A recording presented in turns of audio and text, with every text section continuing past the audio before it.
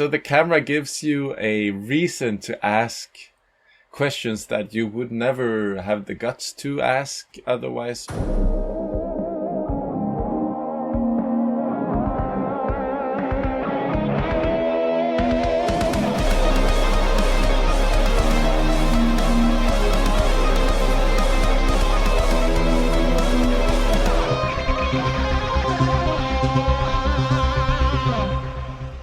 Welcome to the Flick Lab. I'm Karri, a Finnish person currently living in the Philippines, studied audiovisual communication, currently working in IT. My co-host is Henrik, jack of all trades, a master of arts, someday soon anyway. And our guest, most importantly, is Niklas Gyberg Ivarsson. Welcome to the podcast. Thank you very much. And that's, that's one of the most accurate pronunciations of my name in English ever. Thank you very much. Oh, thank you for the compliment. So, it's been a while. We met almost exactly 10 years ago in 2013, around November-ish, as far as memory serves, in Gibraltar. So, that was a pretty exceptional trip. For myself, and I understand for you, it was also quite the adventure. Care to tell us a little bit about that? Yes, for sure. I left Sweden when I was 19, and I hitchhiked all the way across, down through Sweden, through Europe, down to Gibraltar.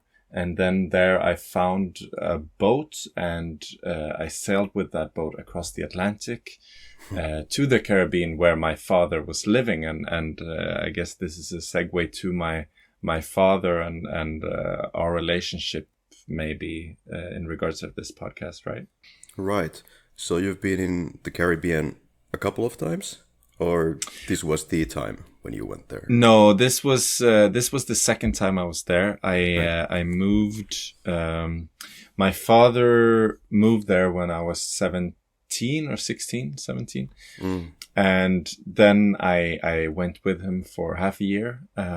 So I lived there for half a year, and then I went back, finished high school, and then went back again. And I've been back once after that. No, twice. Sorry, twice after that. So obviously it had a big impact on me, and also since my father was living there. Right. So who is Niklas Gyberg Ivarsson? Can you tell us a little biography? Well, I've already started a little bit. No, right now I'm a budding filmmaker, I would say. This year I debuted with my first documentary film. Maybe it's a feature, maybe it's not. It's 1 hour and 1 minute, so it falls right on the line between feature and short length. And the documentary film is about my relationship to my father and alcohol and alcoholism and mental health issues. But before I made this film, I worked as a journalist. When I was living in the Caribbean, I worked as a deckhand, so I've been sailing, and I also worked as a sailmaker for a couple of years. So I've been jumping back and forth, but basically I'm from Gothenburg, and today I am 29 years old, living in Malmö in the south of Sweden. Right. Is that enough? Yeah? Yeah, definitely. So studied psychology, and then you jumped into journalism via some hoop there. Actually, it was the other way around. I became a journalist, and then I stopped that and started studying psychology. And then as I was studying psychology, I was also making this film. And as things went along, I realized more and more that that filmmaking is really what I enjoy the most. And I felt like that I had something to tell. And so after that, the last year I studied filmmaking in a small school in Denmark while finishing this documentary. All right. And you've been working for the likes of B4 and SVT. No, not really. It depends. I mean, I'm a freelance. I've worked with a production company called We Have a Plan on my debut film. And our producers were SVT, so Swedish television. So basically they paid a lot of money to make this film. Or a lot, that's a little. It could also be, it depends on what your idea of how expensive a film should be is. And so to jump into the film that we're discussing today, what is this documentary? Your first film, I understand. What is Jävla, pappa in short? Jävla, pappa is a very much a fly-on-the-wall documentary about a young man trying to come to terms with his father's drinking and his own mental health issue, this depression and also alcoholism borderline. And to do this, he goes to his father's place to build a camper van. And he tries to get his father to help him build this camper van as a way of trying to figure out really who they are towards each other and what he should do with his life. I think, and it's a little weird now. I'm talking in third person because I am obviously that young man, and the father is my father. And the film it took place 4 years ago during the summer of 2019, where I just basically started filming everything that was happening, and then it took quite a long time to finish it. And you've already appeared in Narkopodden and a couple of other medias, I see. So, yes. How has the response been from your perspective? It seems there's a bit of interest out there. Yes, I mean, it's been much better than I ever could have imagined. When I started filming, I thought that this film would be maybe 15 minutes on YouTube, maybe something that I just did on my own. I've never educated myself within film before. I mean, obviously, I had my journalism education, but not really with film. So that everything snowballed into the Swedish television picking it up. It's also been screened at Verdens Gang in Norway. That is like a streaming service of the big newspaper of Norway. And we've had a small cinema run where it's been screened in, I think, 4 or 5 different cities in Sweden. I mean, it's for me, if you told me that even 2 years ago, I would not believe you. So I'm very happy and fortunate about that. But the most important for me in regards to this film is the amount of people that actually take the time to write to me personally, and because they share a similar experience with their mother or father or grandparents. It's been so many people that just like writes to me on Instagram or Facebook, or I even got a handwritten letter in the mailbox, which is it's been really overwhelming for this small low budget documentary. I mean, it's really nice. It should be noted that, as far as I know, this film is not at the moment publicly available with English subtitles, but you can watch it on the SVT webpage. If you understand Swedish, then you can go ahead with that. But is there any plans on any wider publication? I don't know right now, to be honest. You'd have to ask my producer. Right now I've been focusing on doing so since the film takes up like quite hard subjects, thematics, like mental health issues and alcoholism and depression and I've been focusing on trying to reach young people with the film. So I'm right now currently doing like a school tour with some funding for screening it at high schools, gymnasiums in nice. Sweden, in the south of Sweden. That's been my main focus rather than getting it internationally. I mean, it's a small film. In a way, it's a very Swedish film. It's a format that's a little bit weird for documentary. It's 1 hour, so it's not like really a feature length. And so we've had a little bit of like, it hasn't been easy to get it out at festivals and internationally. I don't know. I think maybe the length is one of the reasons, and also because it's a very classical documentary. It's very much. Right. Before we get to maybe to the meat and potatoes here, I just want to ask about the whole funding process a little bit more. So how did this get picked up? So this was essentially some kind of a YouTube video idea at first, but then it got picked up by SVT?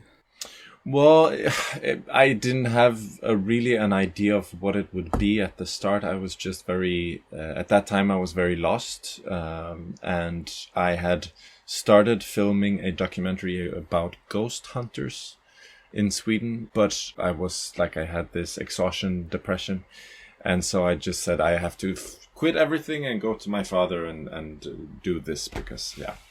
And someone said, okay, but you should film that. That sounds interesting. And so I did. I didn't really think about what it would be.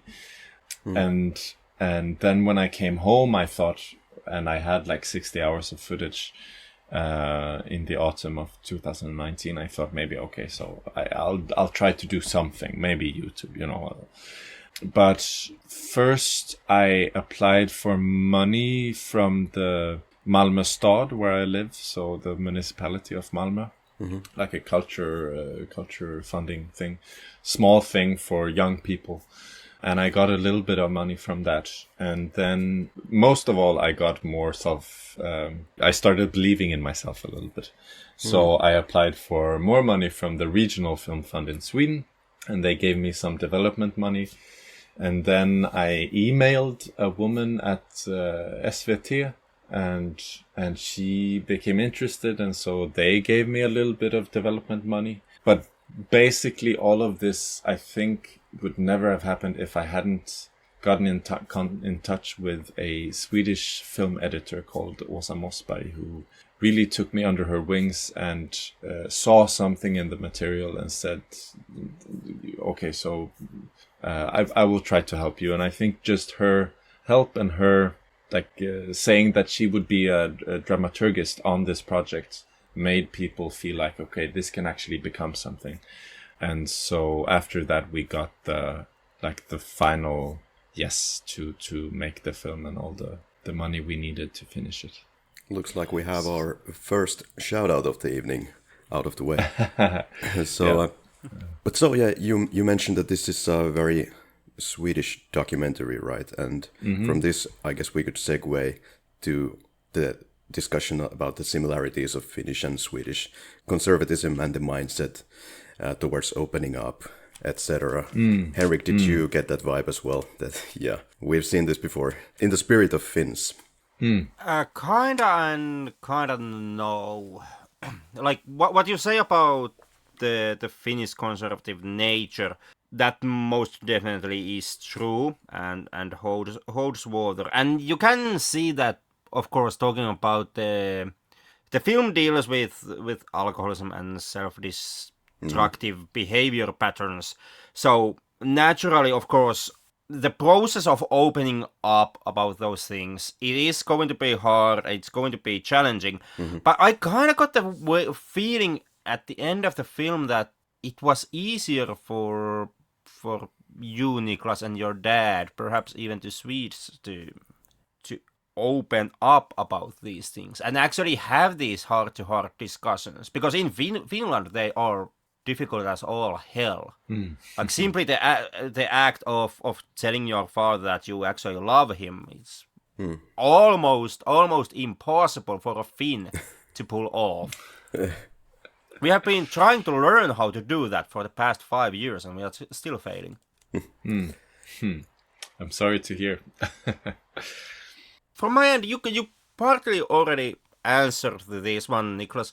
Or you told us how the outside world has reacted to your film. The mails and the contacts that you get from people who have seen your movie and who feel that it's an important film for them and an important tool for them to have this discussion with their own dads.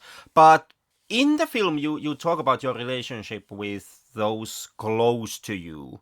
And I would like to ask that after the release of the film, has the way how people around you, the closed ones, has it somehow changed?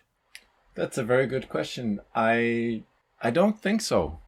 The first time I screened it to a crowd, we had a small, like a sneak preview at the film school where I went, and I had lived there for 6 months, and I knew the people at the school. We were a little more than 100 students. But they didn't, I mean, they weren't my closest friends or my oldest friends. And in that setting, the film, it had very much of an impact because it's so honest, it's so open, it's so bare in a way. Yeah. I mean, someone told me that it's funny how that you're naked in your film, but that's not the most revealing thing in a way that I open up to more stuff, and that of course had an impact on like my relationships with the students, but not in any other way than that we became closer, sort of. And my old friends, my dear friends, I cannot say, I haven't noticed at least that they act towards me in a different way. But it's an interesting question. So would you say that you got closer to your father, and I'm assuming that was very much your goal as well and part and parcel of in making of this film. Did you get to know your father better, do you feel? Oh yes, much, much better.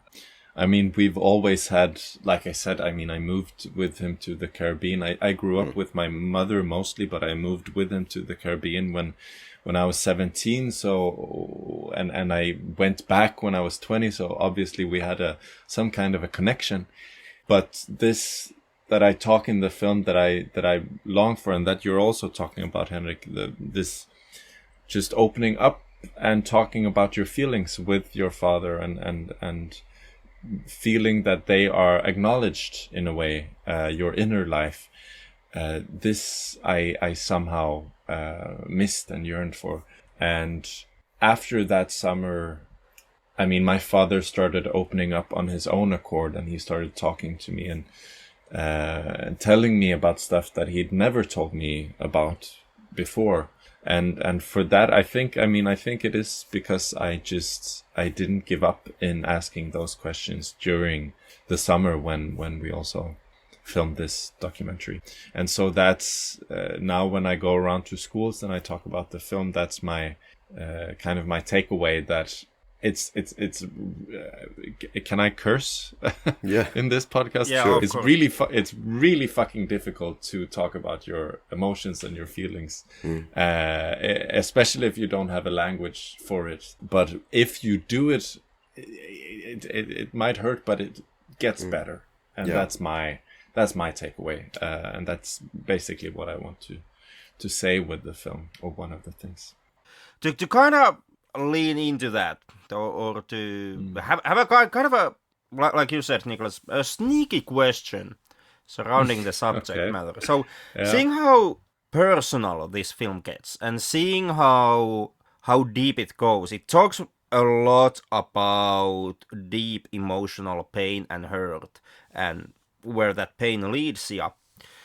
Was it difficult to get your dad on board with this project, seeing how he comes off as a person who does not naturally wanna be in the spotlight in a way that would show weakness, and in here weakness is very much what's on the front. So how did you manage to get your dad agree to be on the film, and did the production process somehow strain the relationship you had with your dad?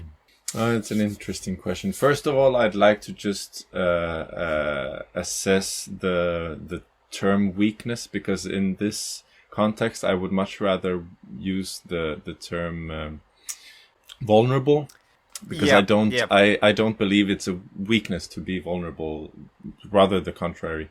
No, it was a bad term from my end. But that's totally fine. No, don't apologize. I mean, but my father didn't he didn't really think that this would amount to much, this filming. He understood that it was important for me that I did it, and he was sort of okay with it. Sometimes the camera got in the way of what we were supposed to do, or maybe it took more time to do stuff because I had to set up a camera as well at some points, and that annoyed him. But I think he is also a person that really wants to be in the spotlight with other stuff, and he loves to in Sweden we have this expression where you say spela apa, play the monkey, like be a jester, joke around, and I think it's also quite apparent in the film. There's a scene where he is really annoying me. I want to go to bed, he's drunk and he's dancing to music, and then I'm obviously super annoyed at him, looking him in the eyes, and the first thing he does is just take out his fake teeth and mime to the music, and I mean that's very much his way of expressing himself, and having a camera filming that was also very fun at some points for him, and we still joke about it and stuff. But the process, I didn't know at the start that this film would be so vulnerable and so tough emotionally. So it was not really something that we thought about at the start, neither him nor I. But I mean, of course, it's this film.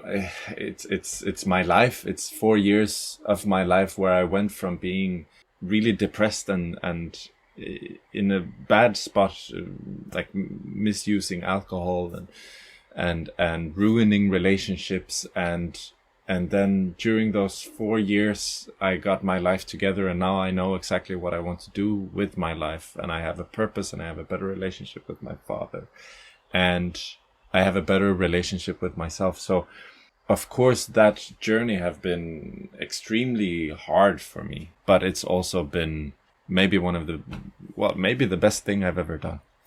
Excuse me for getting into the bad reporter side of things by doing the transition into the question that starts like, so you're saying, but I'm gonna start it like that anyway. So you're saying that everybody should make a documentary about their family relations to improve them. Yeah, maybe actually, like, why not?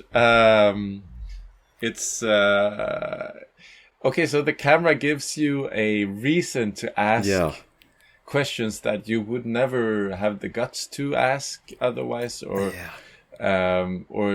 never feel like you could or should.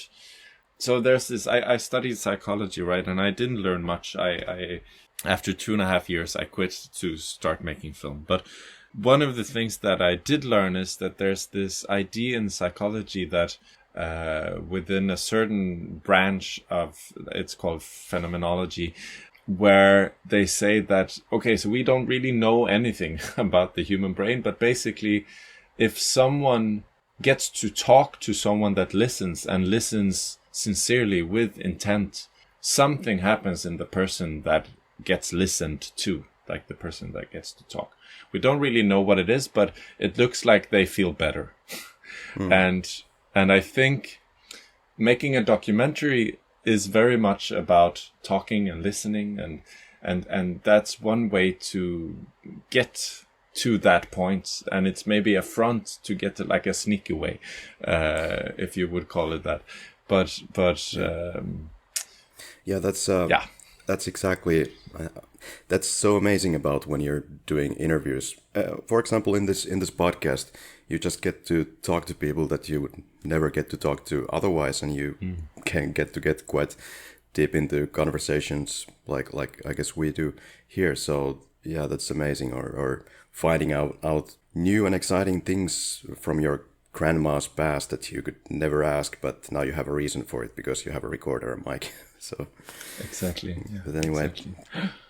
So you said that your relationship is quite improved now with your father, or improved. But yeah, in the film it struck me, like you said, you have this scene where he's playing with the fake teeth and dancing to the music, and you wanted to sleep but couldn't sleep so well that night. That kind of things, that kind of apathetic behavior. Do you think it's because of the booze, or there's something else to it as well? Oh, I definitely think that there's something else to it. I mean, so one of the key questions in in the film for me is when I ask my father what I should do to not keep on running away from life the way he does. And it's a question that I still don't have an answer to, and I still feel that both my father and I have this urge to go somewhere else in a broad sense, but I mean in every situation it's a kind of a restlessness, and I feel that is something that a lot of people also can relate to in a way.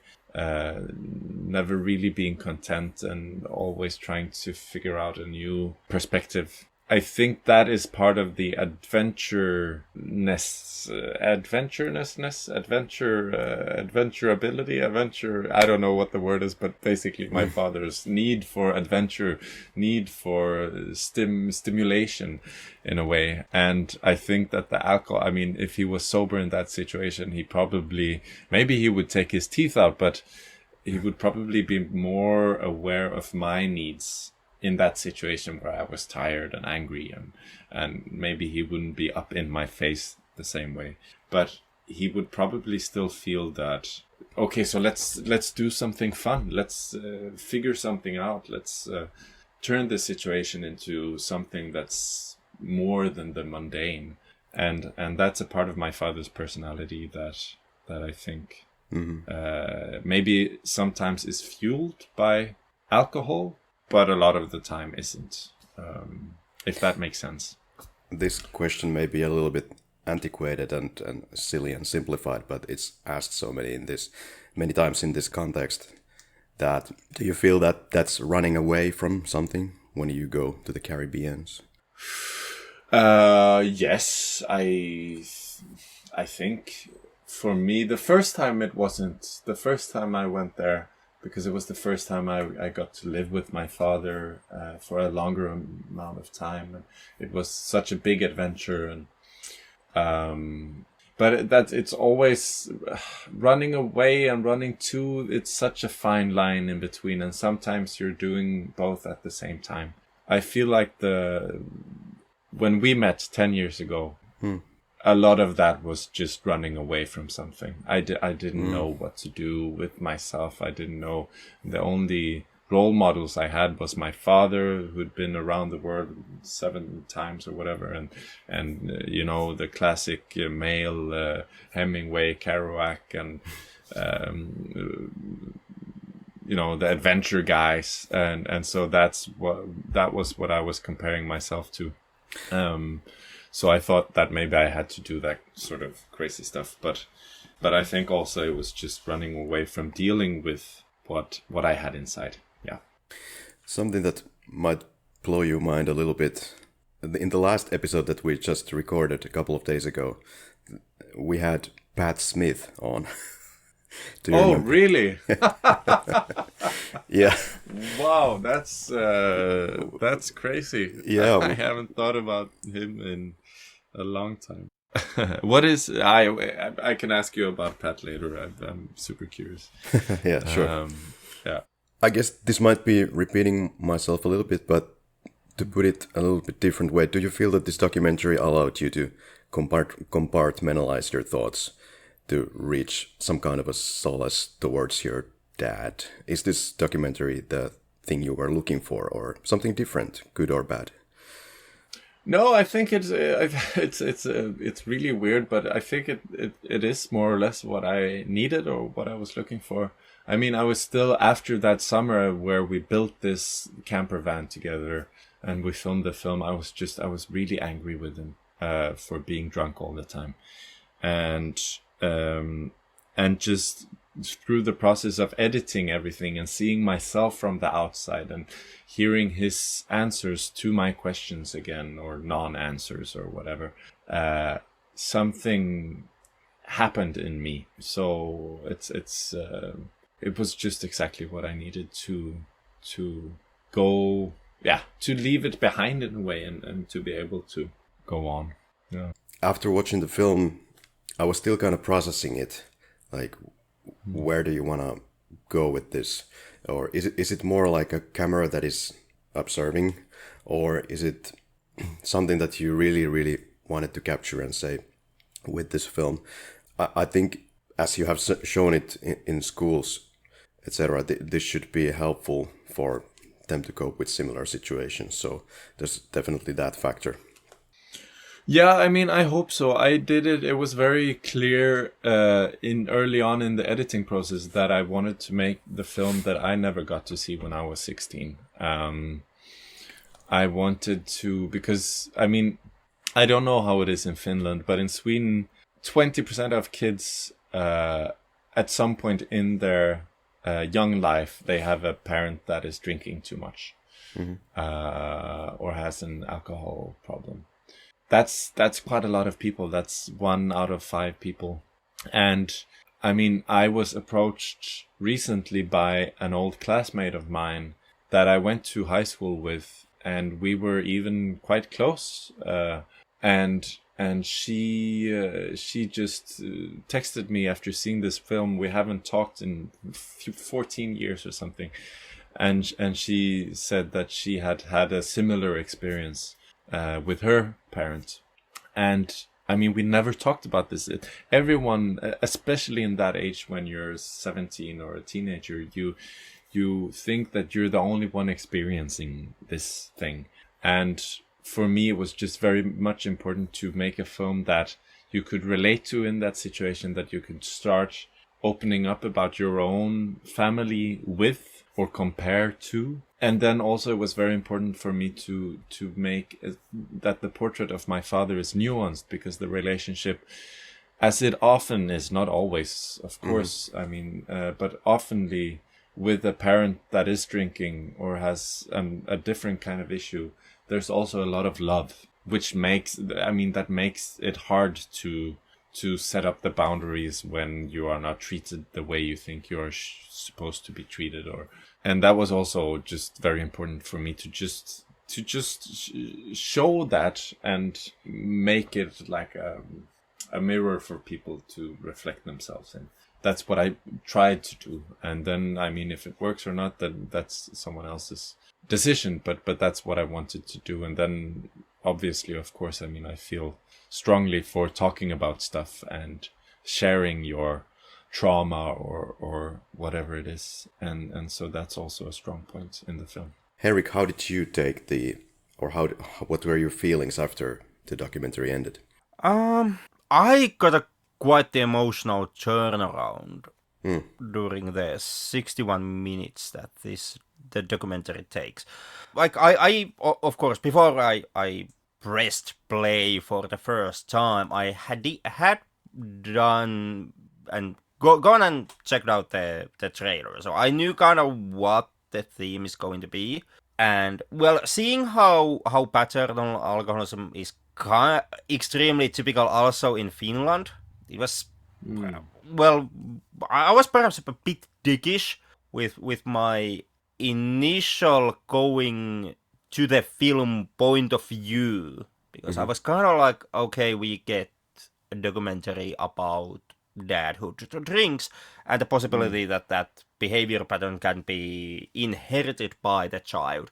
I was kind of like, okay, yeah, this is the Finnish story. Like every second song that we make is about the exact same bloody topic. So I was kind of like, okay, yeah, gonna see some of this. And as the film went on, it really did have a gut-wrenching impact on me.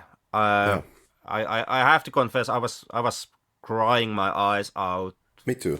During the final scene. The ending is so bloody bittersweet and brutal in its bittersweetness that it just it completely won me over during its 61 minutes.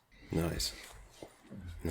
That's very kind words. I'm very but as you say, I mean, it is a topic that is very common, and I'm very happy that you share this like we've seen it before feeling at the start, because I think a lot of people, even I sometimes feel that way towards this film, but Yeah, I don't. Thank you. Very super, super kind words. I mean, I this film is of course so emotional for me personally. I cry every single time I see it, and I've seen it now probably 30 times because I'm touring with showing it to high school kids. But I still cry, and Right. and for me, I'm just very happy to hear that feeling is shared also. I mean, that it strikes something, a chord with other people as well. It means a lot. Yeah, there's something about the both of you come off very natural in front of the camera, and probably one of the reasons is that you had hours of material there and then just collected the best bits.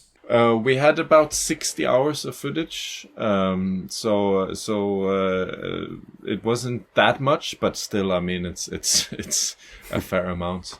For the most part, I did the filming myself, so I set up the camera on a tripod, and then and since there were no other people around, and it was just us, and pretty quickly we got used to the camera, and I think that's what gives this natural feeling or fly on the wall or feeling of the film. I'm gonna ambush our guest again with these things because I didn't share them with Niklas, but the idea is that we have this kind of a quote-unquote rapid-fire questions at the end, which happen to be very slow.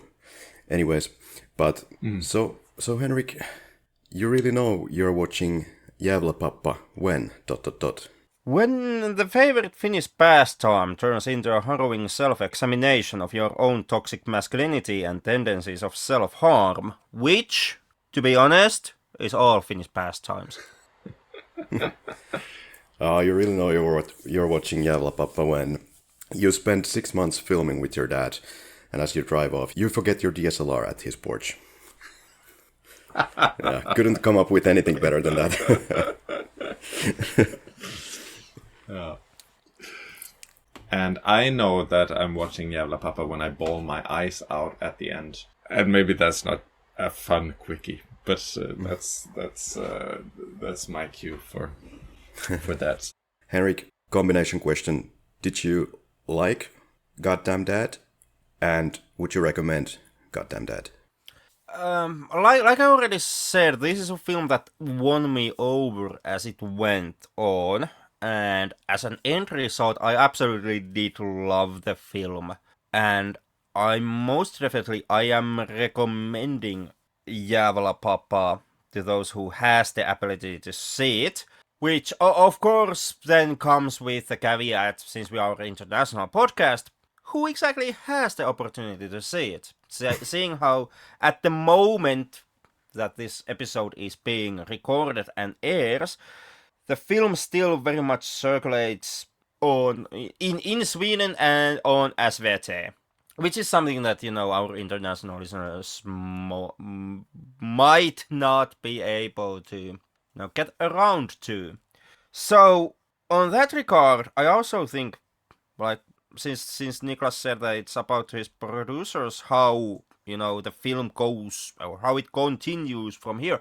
But yeah, I do think that this is a film that should get into international festival circuit, most definitely, and it should be pushed outside of Nordic countries also, and well, into Europe altogether.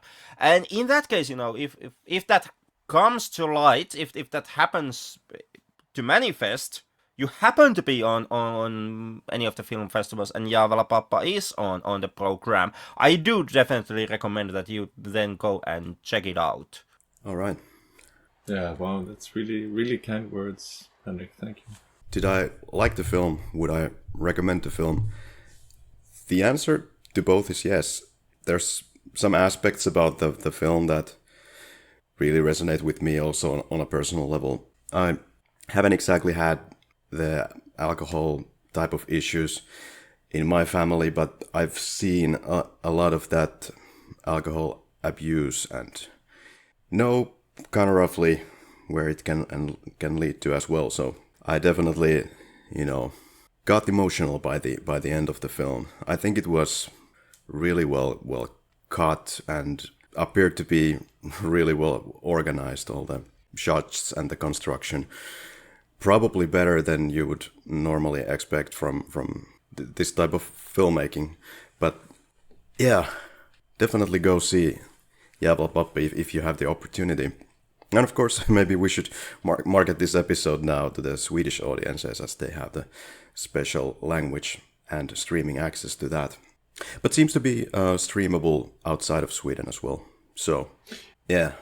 No, I have to divide the attention to somewhere else because I'm too flattered by everything you guys say. It's really sweet, and I'm really happy that I got the chance to be here on the podcast and talk about the film. It's really interesting because, as I told you before we started recording, I think I'm now at the house where the film was shot, right. And I've just the camper van, I had to sell because I got too many tickets for it.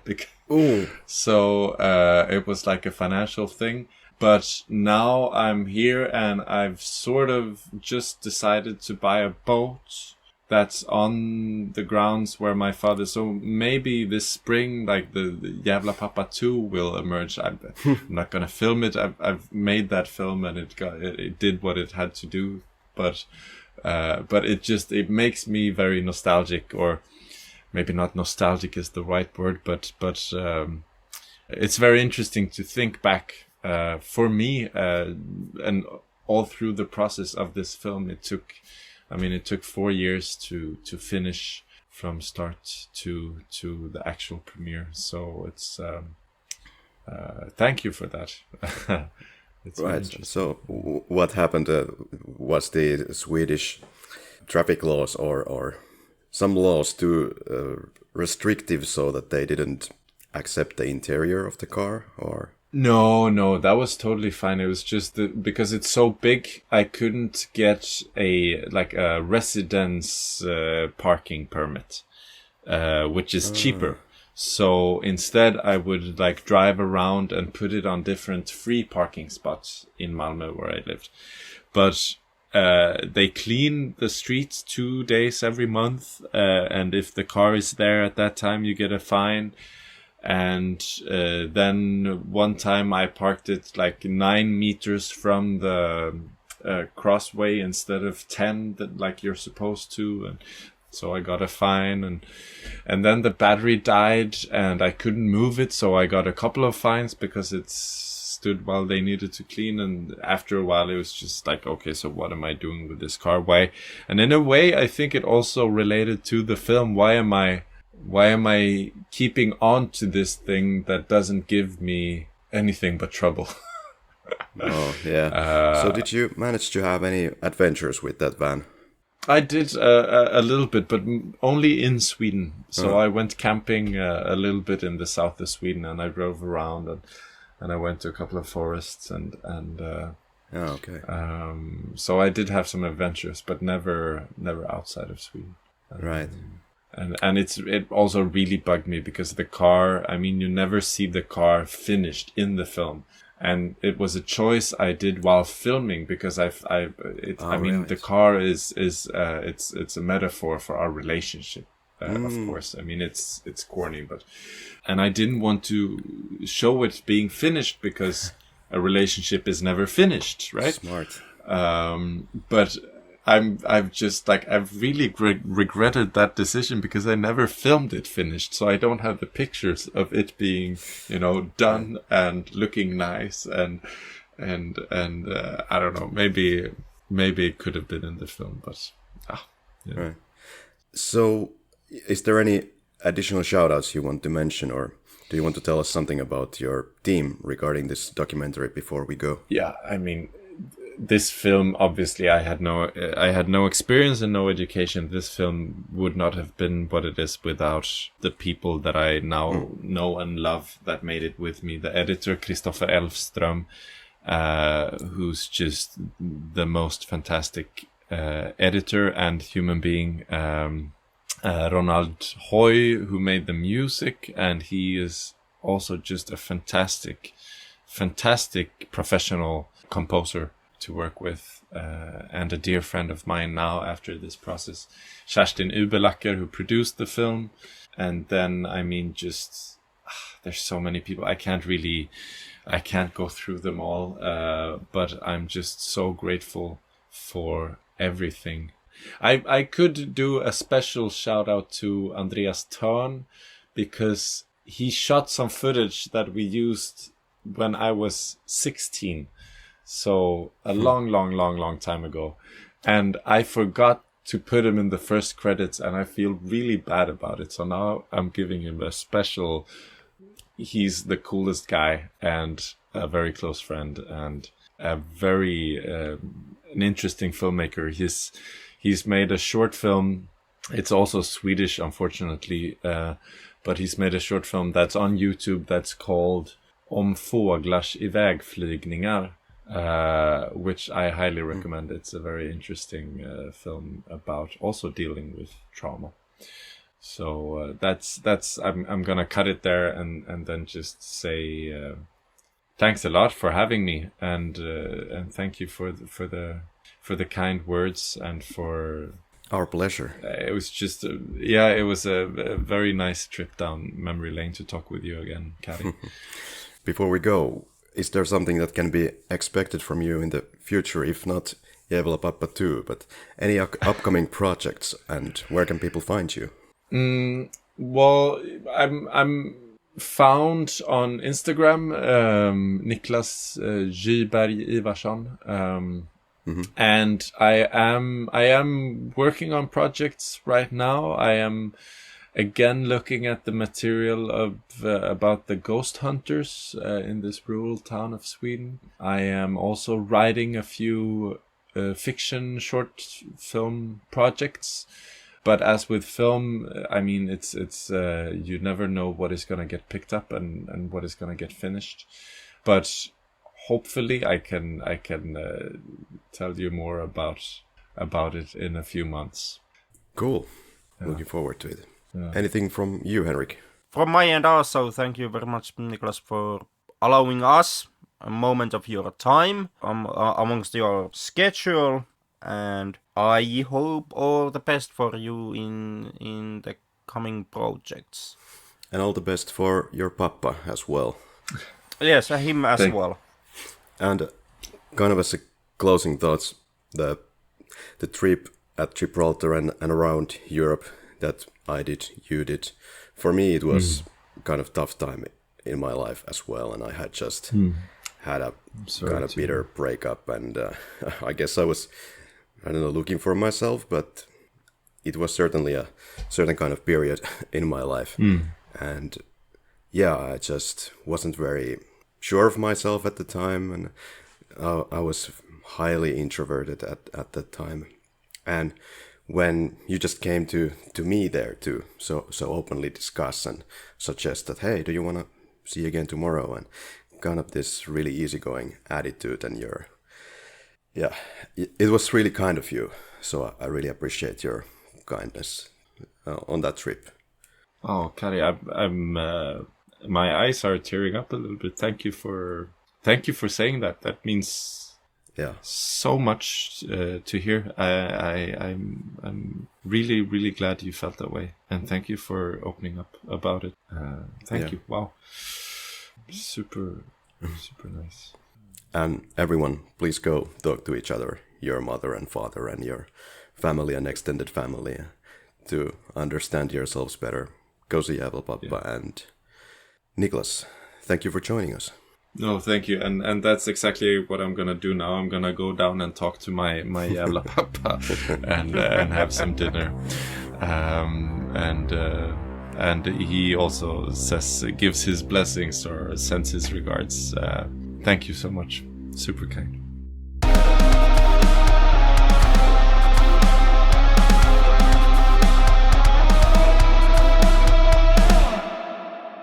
Actually, Karri, you carry on the next question still. I don't have a clear segue to what I have in mind. Okay. Oh, but I'm really curious now. What's if it's not a clear segue, maybe we can do like a quick jump to something completely different. Just like bounce at me. Boo.